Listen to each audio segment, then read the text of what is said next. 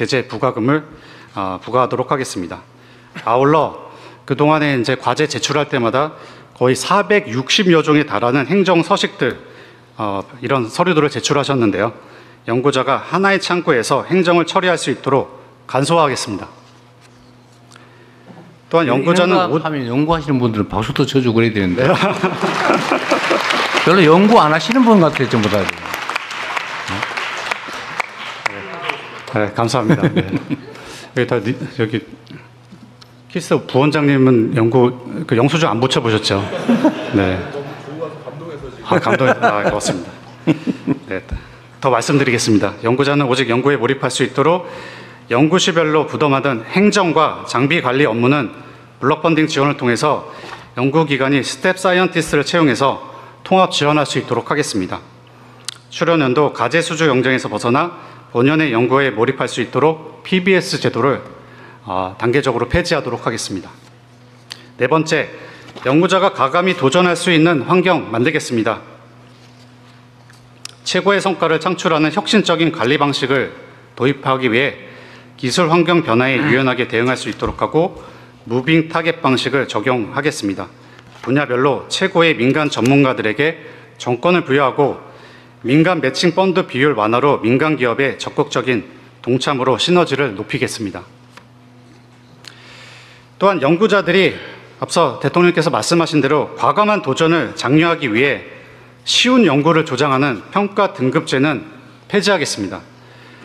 목표 달성 여부가 아닌 혁신성을 평가하고 의미 있는 실패의 가치도 인정하겠습니다. 오늘 대통령님 말씀 들으셨죠? 네.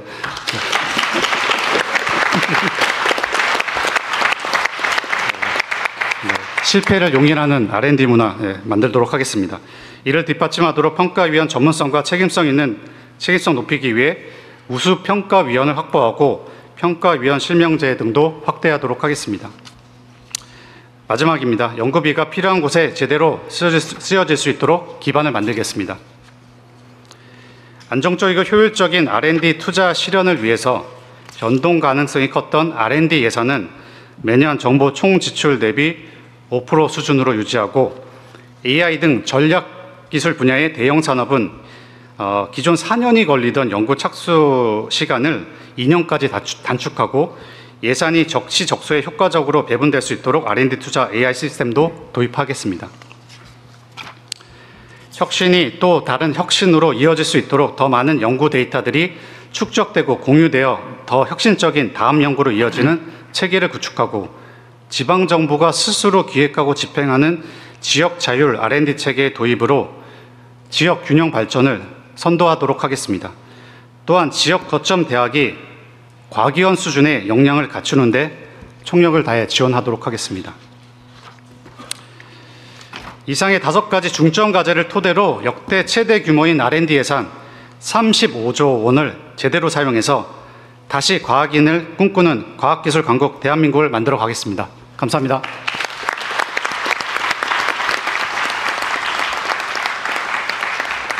네, 말씀 감사합니다. 그러면 이제 참석해 주신 여러분의 의견 들어볼 텐데요. 먼저 안내 말씀드리면 시간 제약상 모든 분들의 의견을 듣기 어려워서 들어오실 때 보셨겠지만 저희가 국민 사서함 만들었습니다. 들어오실 때 넣어주신 분들도 계실 텐데 저희가 각 좌석마다 서면 의견서 양식을 다 놓아드렸거든요. 준비된 펜으로 의견 적어주셔도 되고 또 QR코드가 있습니다. 사진으로 찍으셔서 온라인으로 의견 주셔도 되겠습니다. 여러분의 소중한 의견은 모두 하나하나 검토해서 답변 드릴 수 있도록 하겠습니다. 오늘 그리고 이 자리에는 연구계, 산업계, 학생, 연구원, 학부모, 교사, 교수, 유관기관 등에서 아주 다양한 분들이 오신 것으로 알고 있습니다. 다양한 의견이 자유롭게 오갈 수 있는 자리가 되기를 기대해 보겠습니다. 부총리님 발표 들었는데 인재 확보 그리고 연구 환경, R&D 생태계 혁신 이 정도로 좀 나눌 수 있을 것 같은데요. 먼저 과학기술 인재 확보에 대한 이야기를 나누면 좋겠습니다. 발언하고 싶으신 분들은 앉으신 자리에서 손을 들어주시고 제가 지목을 하면 일어나셔서 소속과 성함 말씀해 주시고 의견 개진해 주시면 되겠습니다. 의견 있으신 분 계실까요? 네, 뒤에 가장 먼저 손 드셨는데요. 네, 안경 쓰신 선생님께 마이크 먼저 전달해 드리도록 하겠습니다. 네, 안녕하십니까. 저는 대전에 위치한 이렇게 라미랩 주식회사라는 IT 회사의 영업 컨설턴트를 맡고 있는 주승훈이라고 합니다. 저는 대전에서 태어나서 대전에서 계속 살았고, 그리고 저는 지금 이렇게 충남대학교의 국가정책대학원이라는 곳이 있어서 거기서 스마트 도시환경정책학이라는 석사과정을 야간에 같이 병행을 하고 있습니다. 지금 현재 국가에서 어떤 이공계 대학원생들을 제공하는 거는 이공계 풀타임들을 대상으로 인재를 양성하고 있습니다. 다만 기업에 재직을 하면서 야간에 좀 더 본인의 자기계발뿐만 아니라 국가의 과학기술 양성을 위해서 실제적으로 공부할 때 국가적으로 그러니까 국가정책대학원 이공계가 아니라 좀 정책학, 행정학의 분야에 얹혀서 국가적으로 지원받지 못하는 제도가 발생하고, 그를 기반으로 실제적으로 결국 어떤 정책에 대해서 이공계 풀타임이 아니라 유로 정책에 대해서 좀 참여할 수 있는 기회가 좀 현저히 좀 적은 상황이 있습니다. 그래서 이런 부분에 대해서 실제적으로 좀 더 지원받을 수 있는 구조들을 만들 수 있는지 좀 질의드립니다.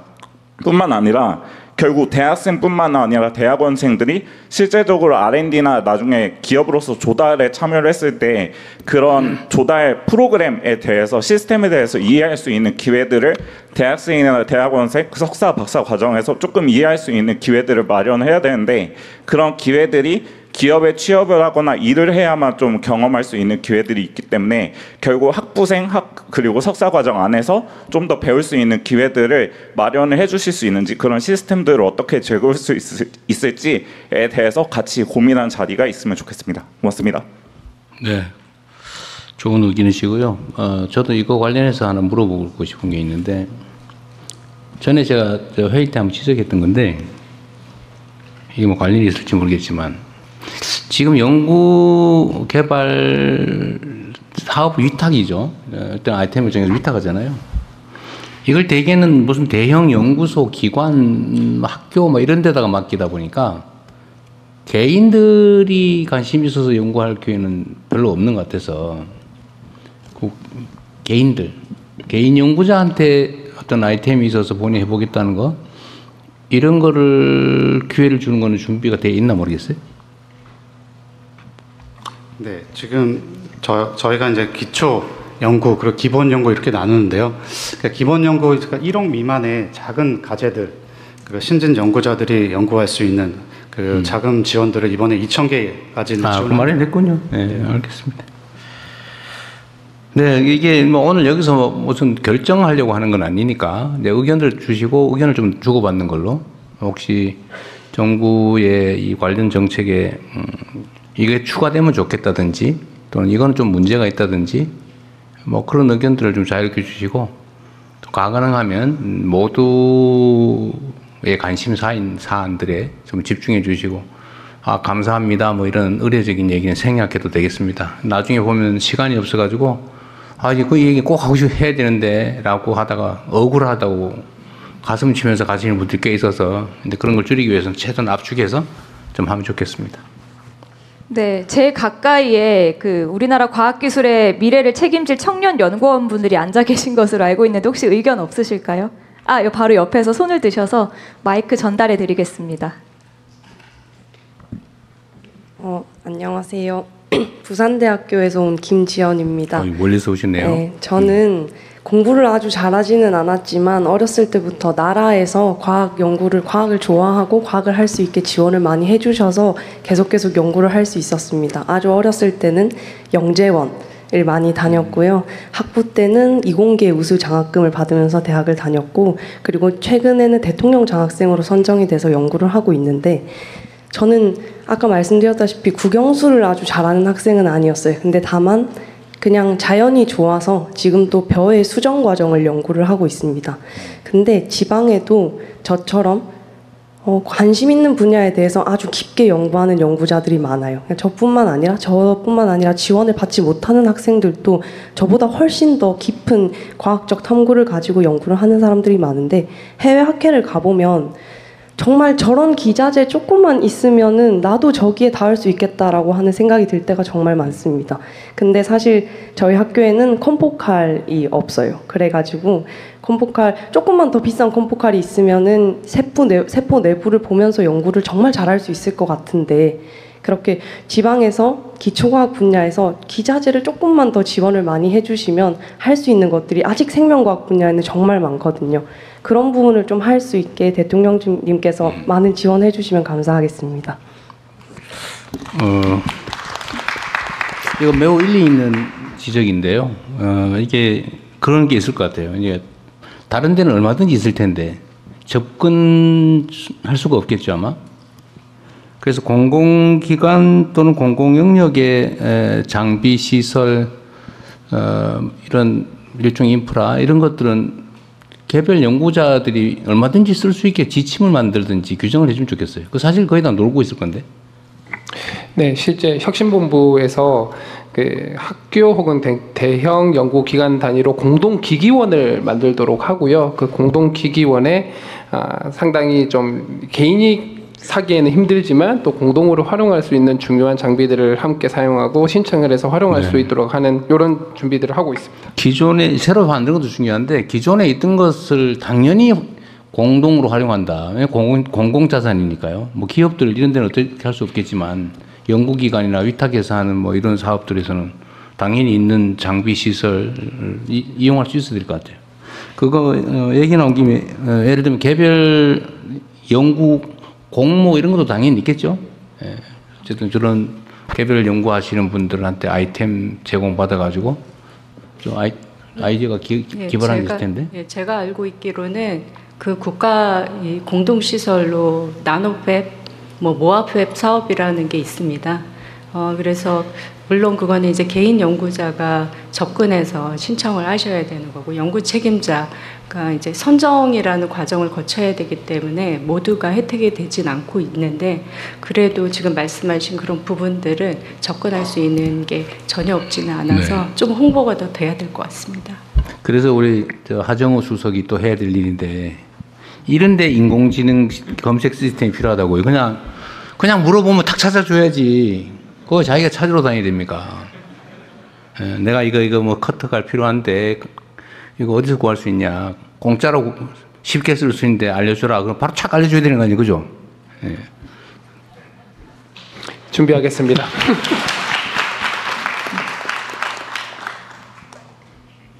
네, 혹시 또 의견 있으신 분 계실까요? 제 반대편에 계신 안경 쓰신 선생님께 마이크 전해드리겠습니다.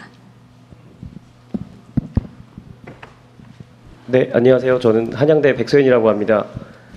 어제 저녁까지 저희가 베이징대에 있는 인공지능 천재반, 튜링반을 방문하고 오늘 여기 참석하고 싶어서 새벽 비행기로 왔습니다. 그래서 오늘 발표해 주신 정책을 보니 저희도 뭐 못지않게 잘 될 수 있겠다는 희망도 좀 생겼는데요.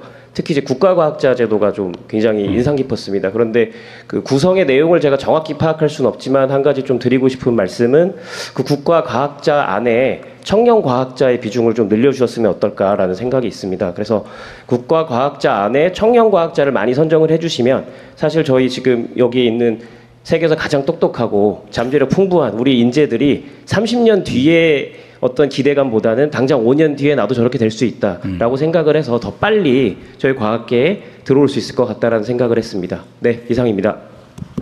네, 이게 성공한 사람보다는 성공할 수 있는 사람을 격려하는 것도 중요하다 그런 얘기죠. 근데 뭐 혹시 뭐 이쪽 준비하는 주최 측하고 짜고 하신 거 아니죠?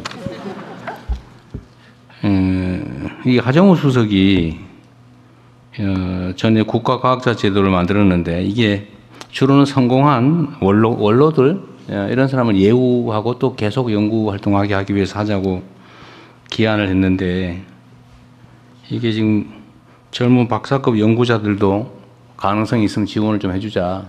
명예도 주고 지원도 해주고 그러자는 얘기를 대통령이 약속을 해라. 지금 저한테 지금 미리 줬어요. 짜고 했나 했더니 그건 아니군요. 일리 있는 지적인 것 같아요. 요거는 말씀하신 것처럼 젊은 과학자들도 예산 지원 받아가면서 평생 예를 들면 국가과학자라는 어쨌든 명예도 받고 책임감 있게 국가를 위해서 공동체를 위해서 연구에 평생 전념할 수 있게 해주는 거 중요할 것 같습니다. 그러다가 뭐 이 사람이 좀 이상하게 변해가지고 이상하다 그러면 탈락시키면 되니까. 그 시스템을 하나 만드시고요. 좀 확대해 보기로 하시죠. 네, 준비하겠습니다. 이미 성공한 사람에 더하기 우수한 젊은 인재들도 기회를 주는 걸로. 대신에 이걸 좀 하면 좋겠어요. 민주적으로 공정하게 선정될 수 있는 시스템을 꼭 만들자. 이거 저는 국가정책을 설계할 때 언제나 그런 걱정이 들어요. 좋은 취지로 뭘 해놓으면 꼭 이상한 데 악용하는 사람들이 있어요. 이거는 일상적으로 있는 것이어서 그 방어는 해야 되는데 그것 때문에 또 안 해버리는 경우도 있어요. 그럴 건 아니다. 제가 맨날 얘기하지만 장을 담그고 구더기는 철저히 막자. 이런 입장이고요. 그래서 내가 하나 더 우리 가계부 부총리 발제하신 것 중에 우리가 이제 연구비 사용에 대해서 자꾸 행정적 통제를 안 하는 방향으로 바꾸잖아요. 근데 뭐 얼마까지는 쓰고 그냥 썼음 이렇게만 써라. 영수증 이런 거 필요 없고. 그럼 또 이걸 또 악용하는 사람도 있어요. 또 네거티브 제도로 하면 요거 말고는 다 써도 된다 이렇게 하면 뭐 조작을 하거나 이런 경우가 있을 수 있잖아요. 근데 이게 이제 국민들 입장에서는 그 부정한 사례가 많지 않은데 보통은 저는 그런 믿음이 있거든요. 우리 국민들께서 예를 들면 뭐 공직사회가 썩었다 부패했다 그래도 제가 보기로는 거의 대부분은 정말 열심히 성실하게 부정부패하지 않고 일 잘해요. 근데 그중에 꼭 소수가 있어요. 이걸 악용하는. 그 연못에 물 흐리는 미꾸라지들처럼 다들 정말 자기 역할 잘하는데 이런 소수가 있습니다. 그래서 이 소수를 어떻게 처리할 거냐. 그 소수 때문에 할 일을 안 하는 건 말이 안 되죠. 근데 행정 편의적으로 생각하면 아예 그런 부정이 생길 소지를 막는다고 아예 안 해버려요. 그러면 사회 발전이 가로막히겠죠. 그래서 저는 좀 방향을 바꾸자 우리가. 대다수를 믿고 최대한 허용하되 이걸 악용해가지고 장난쳐서 전체 물을 흐리는 것에 대해서는 아주 제재를 세게 하자. 어떠세요? 그래서 연구비 사용에 대해서 재량도 늘리고 예를 들면 통제도 좀 완화하는데 하여튼 그런데 만약에 문제가 돼서 걸리면 그 우리 요즘 열차 표검사 옛날처럼 다 안 하잖아요. 다 안 하고 걸리면 20몇 배인가 그러죠? 일단 10배부터 시작하겠습니다. 30배까지. 근데 연구비 부정 사용은 우리가 많이 풀어줄 건데 믿고. 근데 이걸 어겨가지고 물을 흐리는 경우는 10배 약한 것 같아요. 30배. 30배. 네. 프로젝트 전체를 상한으로 최하 30배. 이렇게 한번 검토 한번 해보시면 괜찮겠죠? 너무 가혹하다고 욕하지 않을 거죠? 네. 네, 계속해서 의견 듣겠습니다. 네, 근데 우리 기관장은 금지. 네, 한번 뒤로 가겠습니다. 저기 뒤쪽에 여성분께서 손 높이 드셨거든요. 네, 마이크 전해드리겠습니다. 안녕하세요. 저는 이너시아 김효희 대표라고 합니다. 저는 조금 속물적이지만 현실적인 이야기를 해보려고 하는데요. 저는 과학고등학교를 조기 졸업하고서 카이스트 학석과학을 나오고서 그 다음에 창업을 했습니다. 근데 솔직히 말하면 제가 어릴 때는 뭐가 되고 싶었냐면 의사가 되고 싶었습니다. 그리고 지금 시점에서 뒤를 돌아보면 그때 공부 잘했던 친구들은 의사 혹은 변호사를 하고 있습니다. 되게 이 점이 슬픈 일이라고 생각을 하는데요. 사실 학생들에게 암만 과학자 정말 좋은 거다, 국가과학자를 양성할 거다라고 말해봤자 학생들은 어떻게 해야지 돈 많이 벌지를 생각하면서 학교를 다닐 수밖에 없습니다. 그래서 요즘은 감사하게도 그 SK 하이닉스가 연봉을 많이 주면서 친구들이 반도체 분야로 엄청나게 몰리고 공부를 열심히 합니다. 그러니까 저는 결국 이 인재 양성을 잘하려면은 과학자들이 돈을 잘 버는 세상이 되어야 되고 단순히 연봉을 높여야 한다가 아니라 그 과학자들이 나중에 되게 잘 되는 세상을 만들려면 산업계가 부흥해야 한다고 생각을 합니다. 그럼 어떻게 산업계가 부흥하냐? 과학자들이 자기들이 연구한 걸 가지고 창업하려 할 때, 혹은 연구 과제를 할 때 결국 그 말씀하신 실패할 용기를 주시는 게 굉장히 중요한데요. 그래서 저는 본인들이 연구했던 그 주제를 가지고 혹은 본인들이 공대생으로서 창업을 할 때에 그런 면에서 인센티브나 아니면 실패할 용기를 조금 더 부여해 주시는 것이 실질적인 도움이 될 것 같습니다. 그렇게 해서 성공한 기업들이, 공대 출신 기업들이 많아지면 저 선배처럼 될 수 있네 라는 생각을 가지고 어린 학생들도 현실적인 고민을 가지고 이공계에 남아있을 거라는 생각이 듭니다. 말씀 들어주셔서 감사합니다. 정말로 훌륭한 지적을 하신 것 같습니다. 요새 SK가 월급을 많이 주는 모양이군요. 훌륭한 기업인 것 같아요. 근데 이것도 진짜 요즘 기업 문화가 많이 바뀌긴 바뀌었어요. 제가 여러 논란이 있는데 보니까 그 노동자들의 노동을 착취해가지고 이제 월급 떼어먹고 뭐 그런 데 있더라고요. 최근에 문제되는 데가. 줘야 될 돈 안 주고 떼어먹으려고 그러고 막 가혹하게 노동 조건 만들어서 사람들 죽고 다치고 막 이렇게 해서 거기서 이익을 보는 이 기업.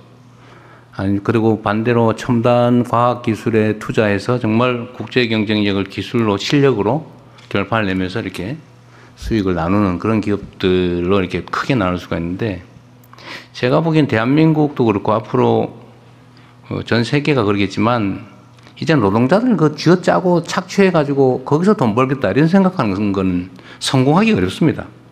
뭐 잠깐 성공할지 모르겠지만. 그래서 정말로 성과에 대해서 충분히 보상하고 정말 새로운 첨단 기술 개발해가지고 무슨 뭐 HBM 이런 거 하나 개발해가지고 대량으로 팔면 엄청나게 남는데 거기 기여한 과학자들, 연구자들 충분히 보상해주면 또 다른 아이템 생기고 이렇게 되지 않겠어요? 우리 사회 전체 분위기도 좀 그래 바뀌어야 될 것 같고요. 우리 가기부 장관님, 우리가 이제 그 기업 지원 사업 중에서도 이제 실패자 펀드 이런 걸 만들기로 했잖아요. 네. 저희가 창업이나 이런 거 할 때 지원을 하지 않습니까? 지원을 했는데 실패했다 그러면 우리나라는 기본적으로 이제 신용불량 돼가지고 다시는 못 일어나게 돼 있거든요. 거의 대부분. 그래서 이렇게 하면 안 된다. 진짜 실패가 자산이다. 많이 실패한 사람이 훨씬 성공할 가능성이 높거든요. 경험이 쌓이기 때문에. 그래서 실패자들에 대해서도 우리가 뭐 금융제도나 이런 데서는 다시 재기가 어렵게 돼 있긴 하지만 그런 것도 많이 완화할 거고, 펀드 지원도 실패자들을 우대하는 그 펀드도 만들고 하는데, 요 과학 연구 분야에서도 아까 우리가 말은 했지만 실패한 사람에 대해서 차별하지 않겠다 수준까지 겨우 얘기한 것 같아요. 실패자들을 좀 우대해주는 인센티브를 주는 것도 한번 연구해 보시면 어때요? 네. 아니, 선의를 가지고 열심히 했는데 연구가 실패할 수 있잖아요. 그런데 사고 쳐가지고 그런 거 빼고 열심히 했는데 실패했다. 오히려 저는 그런데 기회를 더 줘야 되지 않을까? 그런 생각이 드는데, 똑같이 기회를 주겠다도 중요한데 그보다는 아예 특정 섹터를 하나 만들든지 해가지고 기회를 별도로 추가로 주는 걸로 네. 검토해 보십시오. 한 가지 좀 제가 예시를 좀 들어보면, 카이스트의 오준호 교수님이라고 있었는데, 이분이 당시에 일본에서 2003년, 4년 요때 이제 일본이 굉장히 휴머노이드 로봇 이런 쪽으로 많이 치고 나갔을 때 아무도 안 된다고 할 때 그 레인보우 로보틱스라는 회사를 만들어서 결국에는 뭐 많은 어떤 그 부정적인 의견들이 많았지만은 끝까지 도전을 하셔서 거의 3조, 4조 원에 달하는 기업 가치를 만들고 엑싯을 하셨습니다. 이런 사례들이 많이 만들어져야지 우리 학생들이 어떤 이공계에 도전을 하고 공부를 하고 도전하는 이런 문화가 만들어질 것 같습니다. 그런 측면에서 대통령이 말씀하신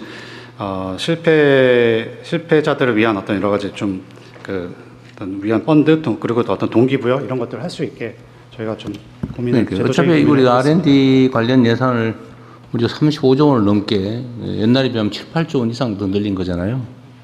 그 중에 일부를 그런 부분 좀 특화해서 연구를 그냥 포괄적으로 주면 되잖아요. 과제를 너무 정하지 말고 포괄적으로 그냥 자유롭게 내봐라. 이래서 그 중에서 뭐 실패한 사람들한테 인센티브를 준다든지 해서 좀 기회를 더 주는 걸로. 한번 검토해볼 만한. 검토해보겠습니다. 네, 좋은 생각 같습니다. 네, 산업계에서 말씀 주셨는데 혹시 연구계에서 의견 주실 분 계실까요? 네, 저기 박범계 의원님 앞에 계신 분께 마이크 전해드리겠습니다. 박범계 의원으로 하는 줄 알았는데. 네, 안녕하세요. 저는 한국원자력연구원에서 근무하고 있는 유용균이라고 합니다. 네, 제가 지금 하고 있는 일은 이제 원자력 분야를 위한 인공지능 기술 연구하면서 또 UST에서 학생들 인공지능 인력들 양성하는 일을 하고 있습니다. 제가 그 영상하면서 저는 오늘 좀 과학기술을 위한 인공지능의 중요성에 대해서 말씀드리고 싶습니다. 지금 그 R&D에 많은 투자가 이루어지고 있는데 그만큼 성과가 나지 않고 있다는 말을 많이 합니다. 그 이유를 좀 생각해 보면요, 우리가 지식이 쌓여갈수록 이 지식은 점점 복잡해지고 인간의 머리로는 그 위에 뭔가를 새로운 것들도 쌓기가 어려워지고 있습니다. 그런데 이것을 이렇게 압축적으로 우리가 압축해서 그 위에 더 많은 것을 쌓을 수 있도록 해주는 도구가 저는 인공지능이라고 생각합니다. 인공지능이 최근에는 그냥 단순한 뭐 이런 문서를 뭐 만들어준다든지 뭐 서베이 한다든지 이런 도구를 넘어서서 스스로 연구 계획을 세우고 우리가 실험을 수행하고 연구 논문을 연구 결과를 정리해서 논문을 정리하는 것까지 사실상 이제 그 전에 인간이 하던 대부분의 과정들을 이제 자동화할 수가 있습니다.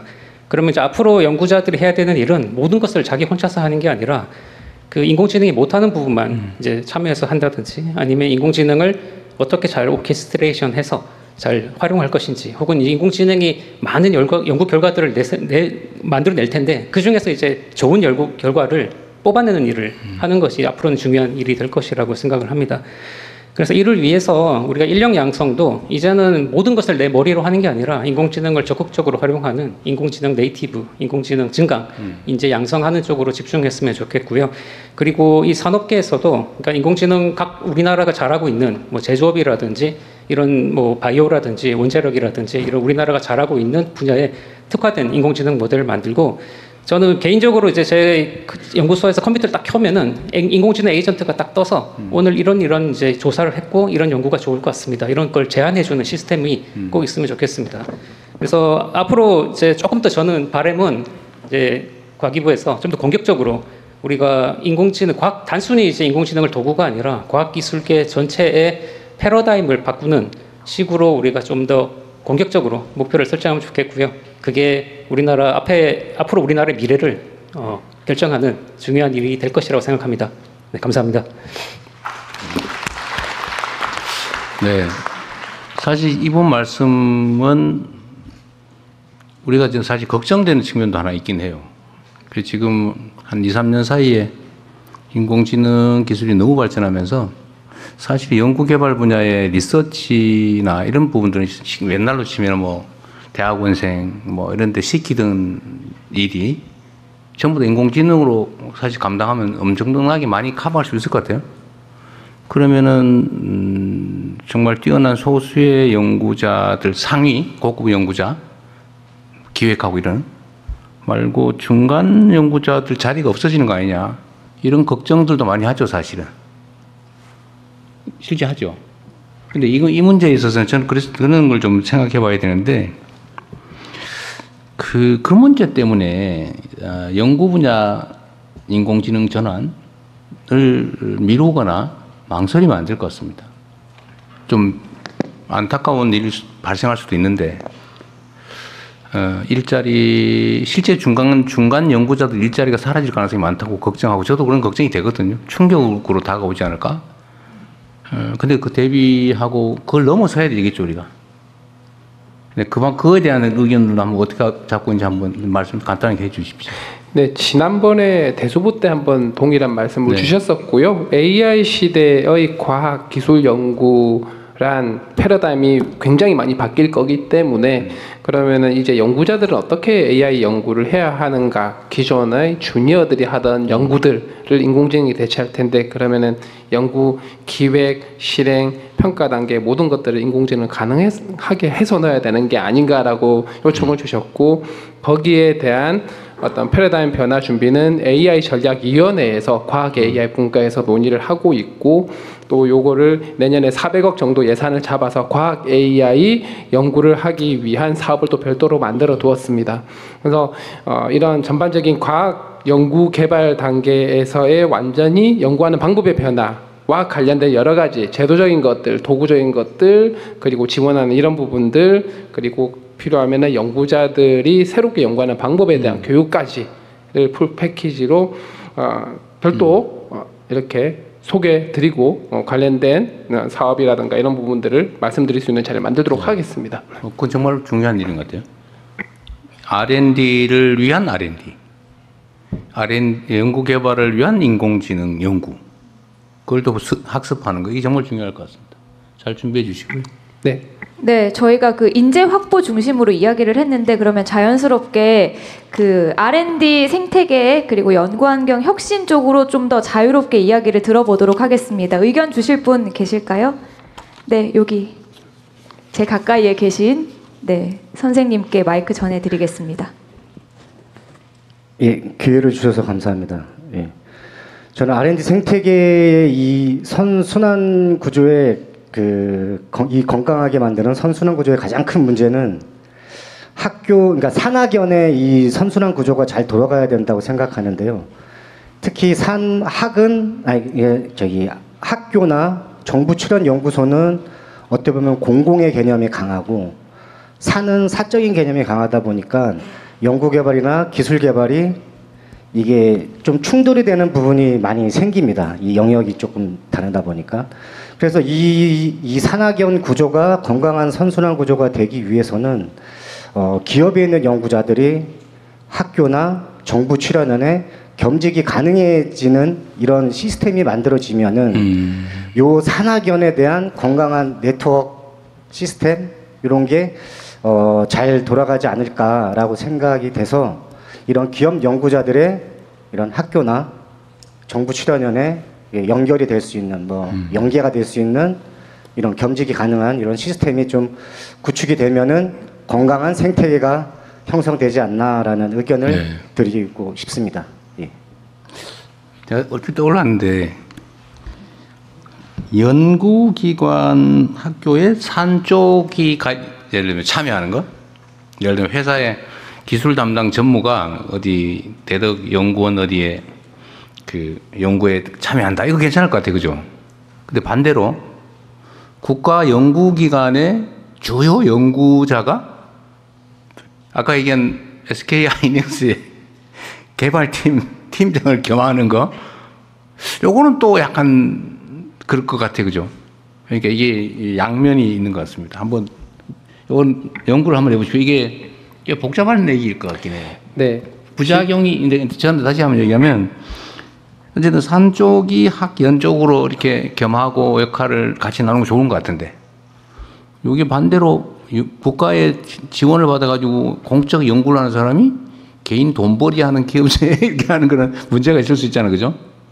그러나 둘 다 없애면 또 안 되니까 이 부작용을 최소화하면서 그 필요성을 제고하는 효율성을 제고하는 방법이 있나 연구는 좀 해볼 필요는 있겠네요. 네, 이번 대책에 기업과 학교, 그러니까 기업의 주요 연구 임원이나 연구자가 학교의 교수를 겸직을 해서 양쪽에서 월급을 받는 거는 포함을 하고 있습니다. 아, 그죠. 들어오는 건 됐는데. 예. 문제는 이제 이 연구자가 회사 가는 경우는 약간 굉장히 전략 기술이고 국가적으로 집중을 해야 되고 반드시 힘을 합해서 달성을 해야 되는 몇몇 분야가 있을 겁니다. 이런 부분에 한정해서 좀 안전장치를 만들어서 전면하게 설계를 해서 만들어 보겠습니다. 일이 많겠네요.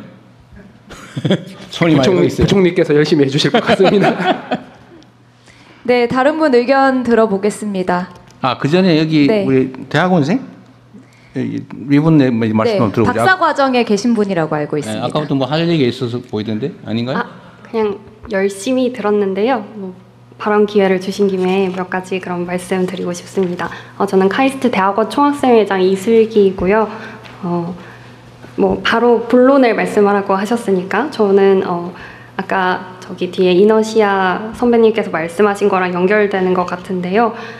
저희는 매년 연구환경 실태조사라는 조사를 합니다. 학생회에서. 그러면은 학생들 한 1,800명, 4분의 1 이상의 학생들이 매번 참여를 해서 매년 약간 데이터로 우리가 뭔가를 바꾸면 어떻게 영향을 받는지 확인을 하고 있는데요. 가장 시급하게 변화되어야 한다는 거 맨날 1위가 경제적 환경이고 두 번째가 국가 차원의 이공계 투자입니다. 그래서 이번에 국가 차원의 이공계 투자를 한다고 하니까 아주 반가운데요. 거기 관련해서 그 카이스트 학생들이나 일반 이공계 학생들은 인건비의 거의 대다수가 연구개발비의 학생 인건비에서 나오지 않습니까? 카이스트의 경우에도 80%에서 90%인데 이렇기 때문에 이제 연구개발 과제가 뭔가가 이제 기준이 바뀌거나 사용 방법이 바뀌면은 학생들의 약간 생계에 바로 영향이 오는 구조로 돼 있습니다. 그래서 이번에 PBS도 카이스트도 폐지를 한다고 들은 것 같은데 그 전환기에서 학생들이 최대한 충격이 좀 적을 수 있도록 해주시면 좋겠고요. 그리고 학생들의 그런 기본적인 인건비를 보장해 주실 때 물가 상승률에 뭔가 함께 가는 뭐 연동 지표를 만든다든지 약간 좀 저희가 매번 여러 선생님들 다 쫓아다니면서 어떻게 해보지 않아도 좀 어느 정도 보장이 되는 방식을 좀 찾아볼 수 없을까. 어느 정도 이제 연구 개발비와 학생의 안전한 생활을 좀 분리해서 재원을 좀 마련을 할 수 없을까 그런 고민이 듭니다. 네. 네. 사실 오늘 과교부 장관께서 발표한 내용도 이렇게 수없이 많은 현장과의 토론 논의를 통해서 발췌한 내용들이에요. 앞으로도 대화를 좀 최대한 많이 하고 제가 각 부처의 이해관계 집단, 전문가 집단하고 계속 토의를 좀 해라 뭐든지라고 지시를 하고 있는데 어쨌든 여기는 과학기술계는 토론도 꽤 많이 했던 것 같고 그중에 혹시 누락된 게 있는지 끊임없이 토론하시고 이 학생회에서도 제시해가지고 저 하정우 수석한테 말씀하시든지 아니면 과기부에 얘기하든지 하세요. 다 통로가 다 열려 있으니까요. 통로를 열어주시면 저희가 정말 할 많은 제안을 하고 싶습니다. 제가 정부 공직자들 보면은 막 아이디어를 짜내려고 막 인상을 쓰면서 막 이러고 있거든요. 그래서 제가 그러지 말고 가서 물어봐라. 그냥 그 이해관계 있는 사람들한테 물어보면 그 사람들이 다 얘기해 줄 텐데 그걸 뭘 며칠서 그냥 모여가지고 머리를 쥐어짜고 있습니까? 이게 사람이 한계가 있어가지고요. 자기가 처한 상황에서 생각할 수 있는 게 한계가 있거든요. 행정 서비스는 쳐다보고 있는 이 국민 대중이 원하는 걸 해주는 건데 그거다 물어보면 될 거를 굳이 안 물어보고 책상에 모여가지고 막 고민하고 있어요. 근데 우리 과기부는 안 그러죠? 현장 목소리를 너무 많이 듣다 보니까 오히려 헷갈려요. 카이스트 한국과학기술 같은 경우는 사실은 상대적으로 지원이 많이 그렇죠. 하고 있습니다. 대학원생들이나 이제 스타이펜드도 그렇고 사실은 많은 지방에 있는 학교들이 이런 뭐 장학금이나 여러 가지 대학원생들 지원하는 이런 그 비중이 굉장히 좀 상대적으로 좀 낮은 편입니다. 그래서 지금 교육부랑 저희가 논의하고 있는 것이 일반 대학들도 가기원 정도 수준의 지원이 될 수 있도록 기존의 이제 가기원 제도를 일반 대학원에 전파하는 이런 노력들을 같이 논의를 좀 하고 있습니다. 그래서 지금 물론 4대 가기원도 부족한 부분들, 뭐 장학금들, 뭐 여러 가지 뭐 연구생활비들 지원하는 것들 아까 발표드린 대로 늘려 나가는 부분 포함해서 네. 균형 발전이 될 수 있게 종합적으로 잘 검토하도록 하겠습니다. 네. 우리 이슬기 총학생장님 말씀 속에서도 들어있는데, 현실적으로 학생들이나 이 중간 연구 참여자들, 인공지능으로 소위 리서치나 연구 보전하기 대체되는 것에 대한 두려움이 있죠. 네, 많이 있습니다. 그래서 이번에 학생들끼리 TF도 꾸려서 이런 이야기도 좀 설문도 받아보자고 하고 있고요. 극복책은 뭐예요? 토의해본 결과 거기에 대한 뭐 어떻게 해결하자는 거에 대한 얘기도 해봤을 거 아니에요. 그러니까 그중에 공감 가는 거 있으면 한번 얘기해 보세요.